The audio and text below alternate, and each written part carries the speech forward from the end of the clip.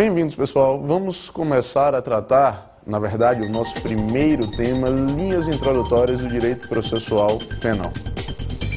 Eu preciso tratar com vocês hoje do que nos interessa, basicamente, a função do direito processual penal. Entender que ramo do direito é esse que vai trazer aos senhores as formas e as ferramentas de levar o Estado, desde o acontecimento de uma infração penal até a punição e encarceramento do possível delinquente. Vejam a importância da Constituição e o reflexo da mesma no Código de Processo Penal. Doutores, os senhores não podem esquecer-se de que o nosso código é de 1941 e deve estar hoje interpretado de acordo com nossa Carta Magna.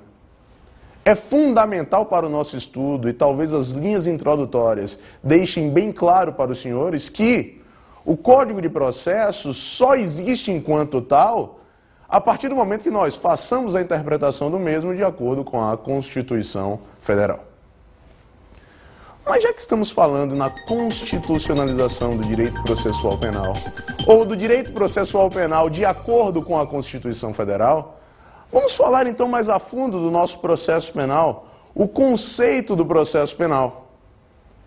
Percebam que o direito processual penal é um conjunto de princípios e normas objetivando a própria efetivação da persecução criminal. Vale dizer, meus amigos, as normas que vão disciplinar desde o momento investigatório até o momento posterior, processual, e possível encarceramento do delinquente. Para tanto, precisamos agora rememorar ou trazer aos senhores um conceito ímpar na doutrina, que é o conceito do professor Frederico Marx.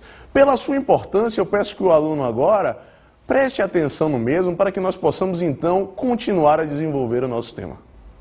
Conjunto de princípios e normas que regulam a aplicação jurisdicional do direito penal, bem como a atividade persecutória da Polícia do Estado e a estruturação dos órgãos da função jurisdicional e respectivos auxiliares, tendo como finalidade imediata a proteção da sociedade, a paz social e a defesa dos interesses jurídicos, e como fim direto e imediato obter, mediante a intervenção do juiz, a satisfação da pretensão punitiva.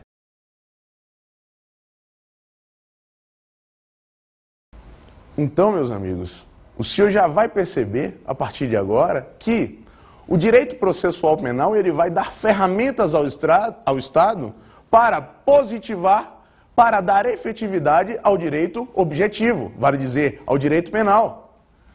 Meus amigos, o direito processual penal, então, é o meio, a forma, a dinamicidade do próprio direito penal, com o objetivo da pacificação social, fazendo com que o Estado, titular do direito de punir, aplique ao caso concreto a norma positivada no direito material objetivo. Agora, meus amigos, falando então do direito processual penal, vamos passar a enfrentar as suas características. Quais as características fundamentais ao direito processual penal? A primeira característica que eu ressaltaria aos senhores é a sua autonomia. O direito processual penal é um direito autônomo, doutores, independe do direito material.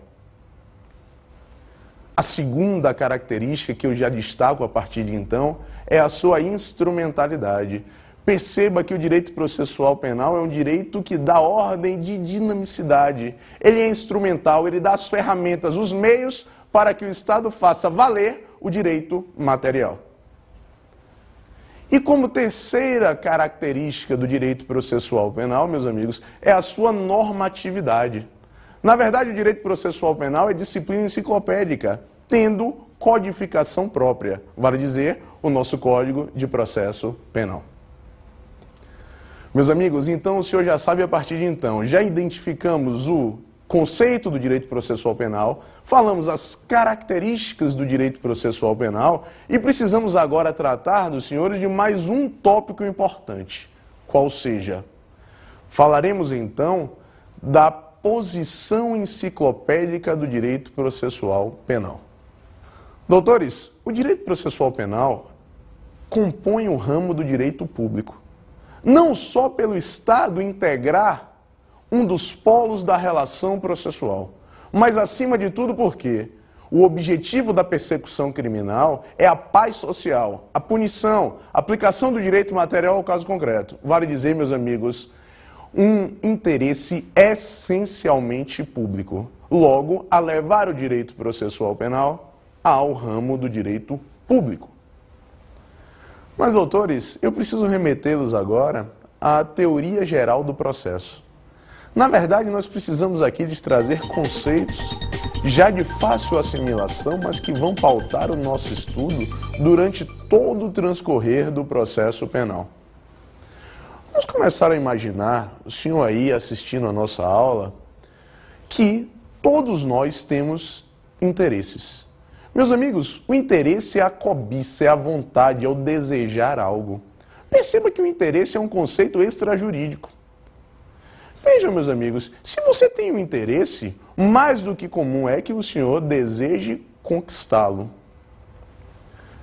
Para conquistar este interesse, a beleza da conquista de um interesse leva, como regra, à subordinação de um interesse alheio para que o senhor possa valer-se e impor o seu interesse. Temos aí, meus amigos, então, o surgimento da pretensão.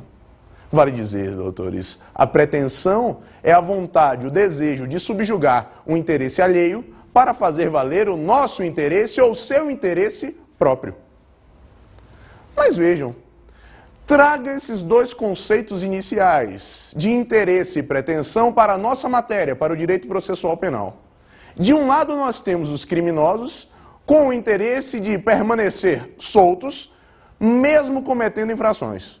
E do outro lado nós temos o interesse do Estado em fazer valer o direito de punir, o jus puniendi estatal. Esses interesses, meus amigos, estão em embate direto, fazendo então com que surja a lide. Meus amigos, a lide é o conflito de interesses qualificado pela pretensão resistida. E em processo penal, eu lhes digo mais, esta pretensão é necessariamente resistida. Porque, doutores, a defesa ou o princípio da ampla defesa pauta todo o processo penal. Mesmo que o delinquente deseje submeter-se às penas do Estado, o que é raro, é evidência, ele não pode fazê-lo sem antes haver um devido processo legal, e esse devido processo legal é devido a partir do momento em que ele está pautado pelo princípio da ampla defesa.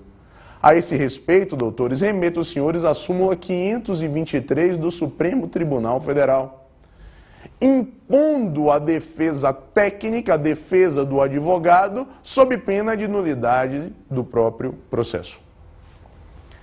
Já que a lide, então, é o conflito de interesses qualificado pela pretensão resistida, e o senhor já sabe que esta pretensão em processo penal é necessariamente resistida, as partes em litígio precisam se valer do Estado para dirimir a lide.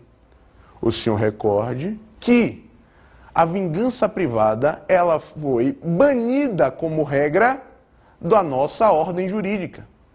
Lhes digo mais, meus amigos, na verdade, fazer justiça com as próprias mãos é crime, um crime contra a administração da justiça positivado no artigo 345 do Código Penal.